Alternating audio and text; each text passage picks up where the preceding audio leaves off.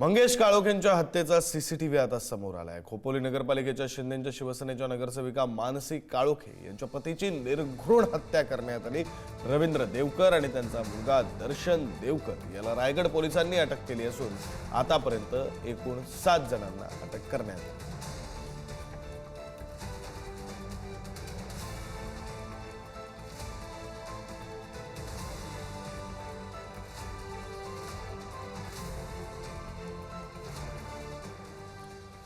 काळोखेंच्या हत्येचा कट हा तटकरेंच्या सुतारवाडीत शिजला। शिवसेनेचे आमदार महेंद्र थोरवे यांनी हा गंभीर आरोप केलाय। सुनील तटकरे हे रायगडचे आका आहेत अशी टीका असा आरोप महेंद्र थोरवे यांनी केलाय। राजकीय आरोप प्रत्यारोप करण्याची ही वेळ नाही असं तटकरे म्हणतात, तर सखोल आणि निष्पक्ष चौकशी व्हावी अशी मागणीही तटकरेंनी केली। ही जी काही घटना घडलेली आहे याच्या 2 दिवस अगोदर रवी देवकर हा SN जोशी अलिबागच्या वकिलांकडनं जो सरकारी वकील त्यांच्याकडे आहे त्यांच्याकडून थेट सुतारवाडीला गेलेला होता आणि सुनील तटकरेंशी बसलेला होता आणि सुनील तटकरेंशी डिस्कस करून या सगळ्यांनी प्री प्लॅन करूनच या ठिकाणी मंगेशची हत्या या ठिकाणी करण्यात आलेली आहे। रवी देवकर हा सुतारवाडीला गेलेला होता याची सुद्धा पोलिसांनी त्या ठिकाणी चौकशी करावी।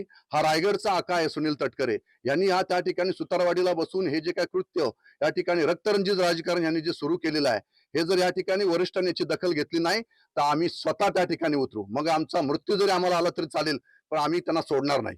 पण तपास सुरू आहे, एकदा तपास पूर्ण होऊ द्या, जरूर बोलेन। हा राजकीय आरोप प्रत्यारोप करण्याची ही वेळ नाही। आता घडलेल्या घटनेच्या संदर्भामध्ये निषेध व्यक्त करत तपास यंत्रणेच्या मार्फत तपास व्हावा, निपक्षपातीपणाने व्हावा, कठोर शिक्षा त्या ठिकाणी केली जावी, राष्ट्रवादी काँग्रेस पक्षाची स्पष्टपणाची भूमिका। तर उपमुख्यमंत्री एकनाथ शिंदेंनी मंगेश काळोखेंच्या कुटुंबियांची भेट घेतली। एकनाथ शिंदेंकडून काळोखे कुटुंबियांचं सांत्वन करण्यात आलंय। मंगेश काळोखे हत्या प्रकरणी 7 जण सध्या अटकेत आहेत।